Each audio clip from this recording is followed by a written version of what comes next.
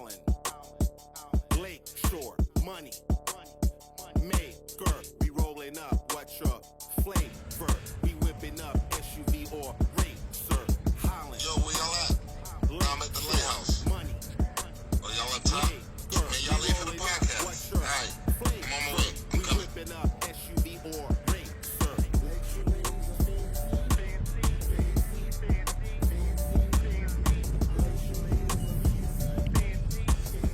You are now tuned in to the Beach Life Podcast, sponsored and brought to you by Attracting Queen.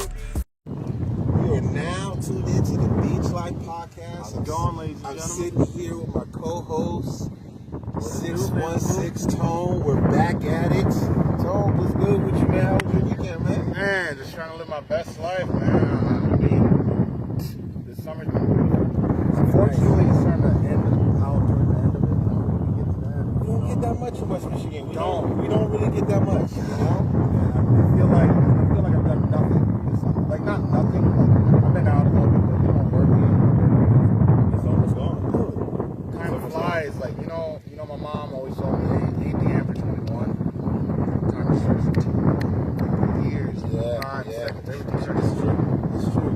No, man, I'm, for me, I'm just chilling, man. I got a call, my daughter. You know, when we have teenage kids, you know what's crazy? We don't ever hear from them unless it's two things.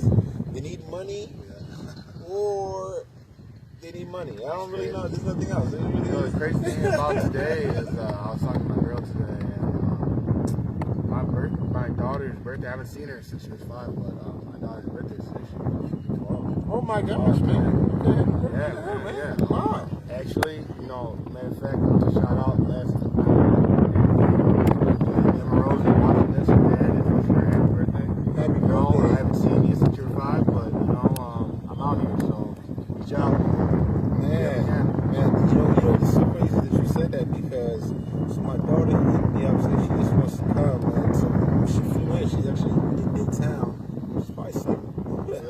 But no, man, I've had some tribulations myself. Like, I had my first son at 17 years old, so I know how it can be, the ups and downs. And there was a time where there was a gap where I didn't have communication for a couple of years.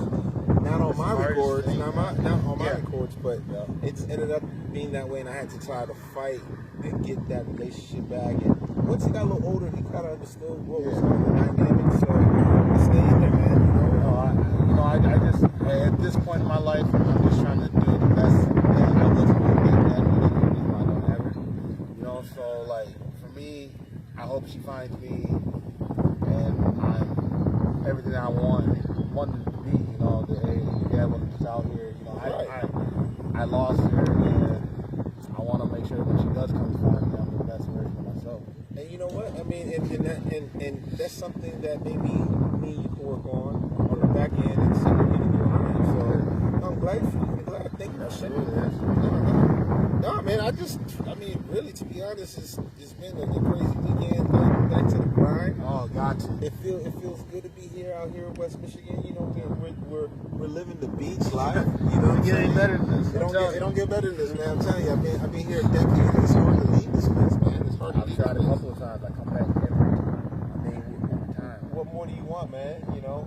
I will say this. Summers are short, but we enjoy them. We try to enjoy them. You know what I'm saying? Dude, I've tried to leave a couple of different occasions, and I always end up back home. No, man, it's definitely a special place. You got Grand Rapids down the road. We're in between two beach towns. We're right in the middle. You got Succotuck to the right, and then you got Grand Haven. I know. Yeah. I've been here working in the city, but I can get around here. I've been homeless in this town, and I'll tell you what, I've been able to maneuver my way. Dude, I can maneuver here because I've been here so long that I know where to, if I need food, if I need this is this, the thing. I need that, I know what to. That just tells you. That's another thing. Since you brought that up, that's one thing I've learned about our community, man. Ottawa County takes care of theirs, man. They definitely step in. There's a lot of homeless though. I have noticed. Yeah, but they'll come around, well. and a lot of times the homeless want to be homeless. They don't want to be in shelters because out here in Holland, man, they'll try to scoop you off the ground. Like, yo, what are you doing?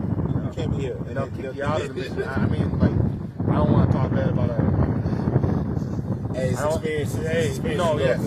It's experiences, man. At the end of the day, you on the other side. Yeah, no, you know no. So, Yeah, man. I've been out there a lot of times, and I do love my city. I always will. You know, so even if I were to make it big, I'd always have a house. I always told myself I have. No, we're gonna make sure you get across the finish line. Hey, we got some hits.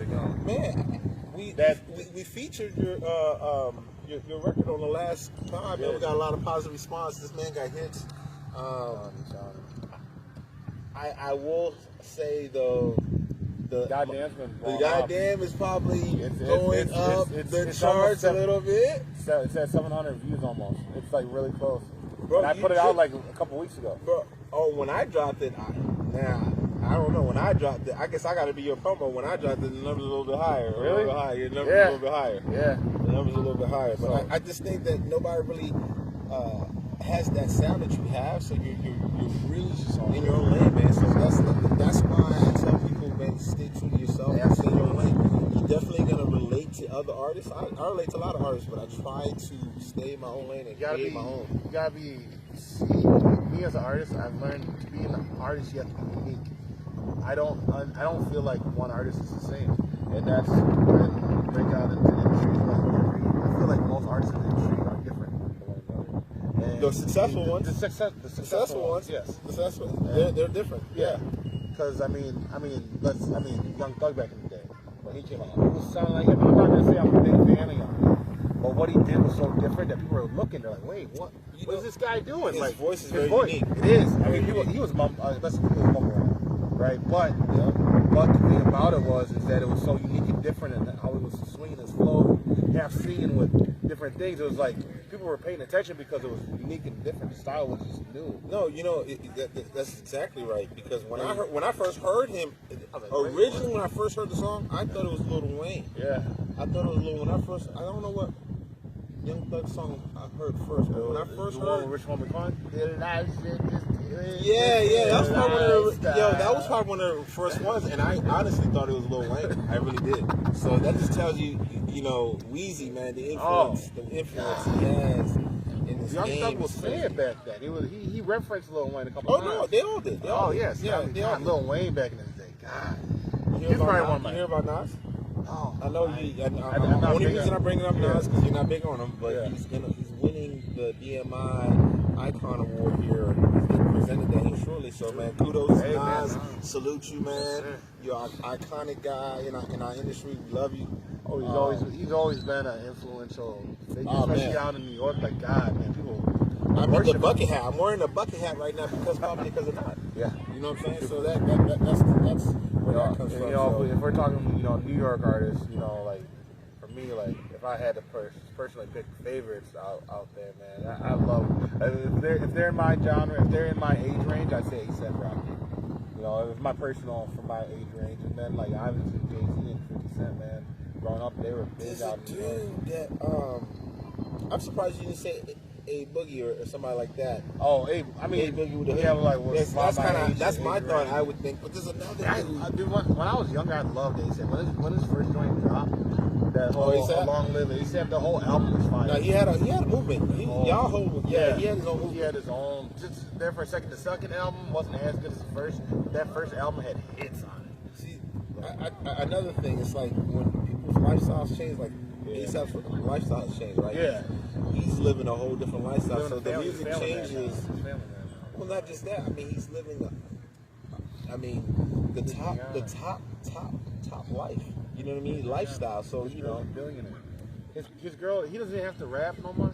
His girl doesn't have to. Well, the thing about it is, when you reach that status, what do you rap about? What's your surroundings, right? So a lot of people weren't relating to him, and I think it's an older crowd that appreciates A$AP. Yeah.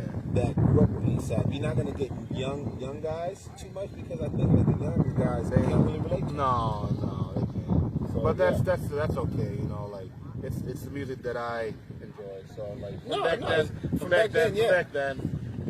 But nowadays, like I'll jump out a few of these new like cats like coming out, but I mean, I honestly feel honestly feel like hip hop's in a good space right now, man. There's a lot of good music coming out. I would say yes, but I think it's good. Since Drake said Drake this, dropped, yeah. I feel like everything is back activated. He's getting online. Yeah, He's I think getting online again. Do you know that this year was the first year that a hip hop joint, starting off at the beginning of the year, was the first year that there was not a hip hop joint since 90. I think it was 1990 that there was not a hip hop joint in the top Billboard 100. Oh yeah, Drake hasn't been around. Drake hasn't been around. No, seriously. That's what it was. Drake, see, people don't understand. They like to make fun of him and say this and that, but at the end of the day, our genre of music, economically wise, if Drake doesn't do well, we don't look good. We don't look good. So he's back on the charts. I'm trying to get them joints to get out there like that, man. You right around the corner. Like we just honestly, we just got constant. I think for you, your sound. Not just that, we got to hit all the college shit. I think your sound is what the college kids are listening to. So we're gonna put something together, man. You know the mastermind. I'm gonna put something together for 6126. We gonna get outside and nigga, you do have a commercial sound, man. Yeah. And every time you drop, I get upset because now I have to go to the booth. Hey, but that's how it's supposed to be, man. No, I love it. Y'all keep me on my toes. toes. Yes, y'all keep me on my toes. And we have such a different sound that it's like when you drop, when I drop, I'm bringing something else to the table. So it feels good that you're able to do that. You motivate me. We're due for a record. Yeah, absolutely. I've had people that never even rapped before when they heard me rap. They're like, hey, you want to jump in the booth? I'm like, damn. I'm like, telling you, man. They ain't never picked up a pen. Very special. That's something very, very special. They ain't never picked up a pen and pad before. I had a couple people that actually like, dude.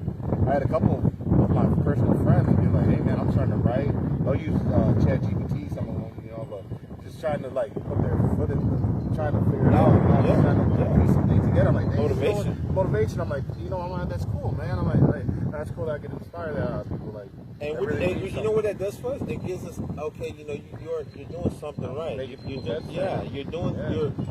in the right direction when people are coming to you and saying this. Yeah, they're appreciative, and then I love everybody that like tunes in. I love all my supporters, man. Obviously, honestly, for me, it's been actually day and night. I've been grinding hardcore on YouTube page. That's all I really have. I'm an old school cat, so this is hard to keep up with everything. Instagram's been hard to try and it's all of it's hard. By yourself. If you don't have a team, if you don't have 4 or 5 people tackling it daily, then it's hard for you to start doing, right?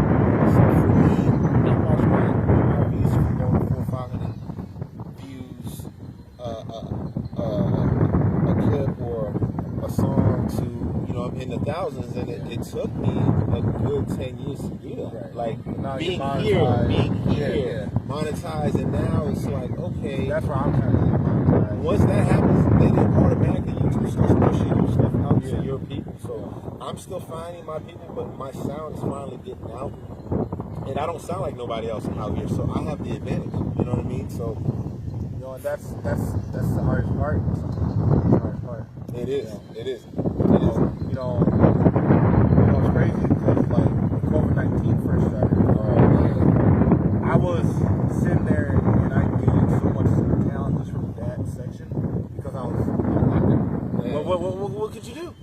Like there was literally nothing open. There's no the bars were closed. Like they had simple food places that you could go to. I made some of the best music in that time. Yes. I actually bridged the gap for my West Michigan, Midwest, in that time where I started being noticed more and people knew I was out here through that COVID time. So that actually catapulted my career.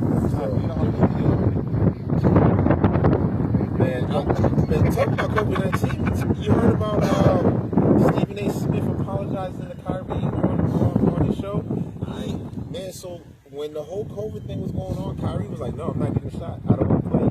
And the whole sports industry, ESPN was like, you're being selfish. Your teammates are getting the shot. Ooh, now you people come see you play. And now that's it. Blah blah blah. And now he came back and apologized and said, you were right. And that was, you know what? He shouldn't. Okay, that's my personal opinion. I don't feel like dude should to apologize for something he didn't want to do. No one should force you. Well, That's not what you do. when this is the thing, if he's a regular pedestrian like you and I, that's fine. But when you are influencing the masses, especially when you're one of the top players in a sport, they lean on you to speak what they want to market to society. So when you don't go according to the government or whoever you look down upon. You look down upon. They're gonna. But they do that with celebrities and they hold them to a higher standard. But absolutely. you know, the great ones have pushed back against law. And I'm gonna name 2 names that push back against stuff like that. We can talk about Muhammad Ali when it came to he having, did. you know, and Elvis Presley. You know, Elvis Presley was supposed to go to war. All Yeah, that. they you both know, were. So yeah, so. You know, with stuff like that, it's but like, they dude, gave Ali a little bit more They- a harder time than ever. yeah. But we won't get into No, that. yeah, We won't get into that. But you But know, they like gave him a little bit harder when time. you're expecting, when people think you're expected to do certain things, because I'm a rebel though. I got a song called Rebel. You tell me to do something, tell me not to do something, I'm probably gonna do the opposite. You know, for me, I look at whatever you stand for. Yeah, you stand for something. Don't let. But that's hard to say when you're in those shoes. When you're You got the masses. You got the masses watches and they hand you $50 million and you're not doing what they want you to do. That's when they try to make life difficult for you. So that's why I watch these things, man. But going back to COVID-19, I didn't get the shot, man. Did you get the shot? I was in a situation I wasn't gonna get it, but I'll be honest, like I was in a situation where I had to go back home to my mom. You know, God bless. You had to get on a plane? I had to go home. I had to live with her, and the only way I was gonna live with her was because of this. Yep. If I didn't get the shot, she would never move in. Oh my gosh, man. I had to, and that comes from I only got the 1 dose though. She didn't get me to get the second one. I was already in the house by then. I ain't getting the second one. Yeah, I got the first one. I ain't getting the second one. I couldn't do it, man. Like I said, I be in the book a little bit more. I should be in the book more than I am, but I definitely understand what's going on in our society, and to each his own. I pray for the ones that did get the shot and only got the one, but a lot of people went and got the boosters and this and that. And they're not doing so well health-wise, and then now the government is kind of just sitting there telling you this, and there's nothing they can do. So it's a hard pill to swallow. We trust the government, right? We getting sick from it. Man, people are dying from it, bro. Like some people that had certain health issues that had to shut a lot of people. My mom and dad both got it now. Oh my gosh, man! I'm so sorry to hear that.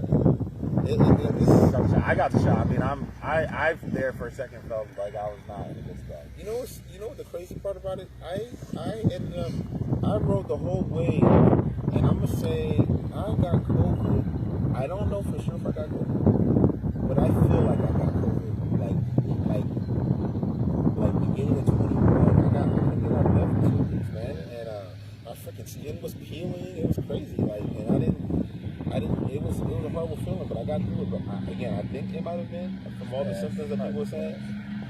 Man, I felt like I was really dying, bro. I feel like I was dying, but I got through it. I had a neighbor that actually lost her father from COVID-19. It's crazy, man. It has taken people's lives, and it was never anybody that was really close to me, but yeah, man, dude. Anyone who's lost anyone to COVID-19, I'm sure it's going to you guys, man. It's been a tough few, man. Definitely. And then he's gonna look up, and not only is he gonna look up, but life is. I don't know, man. I don't know. It does not look like it's looking up, man. I mean, in the biblical sense, it doesn't look like it looks like we're going into Armageddon, bro. Say that every time. But I'm still hopeful for the future. Man, there's so much stuff I want to do still. At the end of the day, I tell people, all you can do is honestly, the people that aren't religious. I'm not a religious person.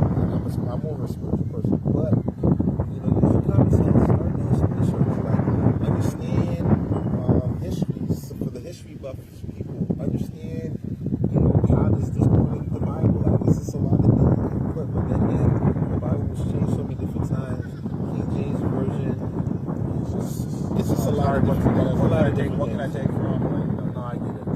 It's a lot of different things, man. You know, we're here. We're out here in this beautiful weather. You gotta love it. You know, I love it. You know what I want to do before the end of summer? I'm gonna try to get. We gotta get a concert slash event with all the Holland artists, man. I'm gonna try to put something together. I mean, with me and Alfred, we've been trying to put our heads together. Like, you know what? I think it's right around something that crazy. I always literally right around the corner. You know what I mean? Like, somebody like, I mean, I don't want to put names out there, but like, there's some big names in Holland that we get them to come out. You know, at the end of the day, man, I feel good about what Holland artists got going on. You know, Be the truth, man. you sitting here with Al Storm, 616 Tone, picking our brains. You caught us here at the Beachlight Podcast, just chopping it up with you guys. Catch us at the next Beachlight Podcast. We got special guests coming. We got some special guests coming. No. Hey, stay tuned. You already know what it is. Sponsored and brought to you by Track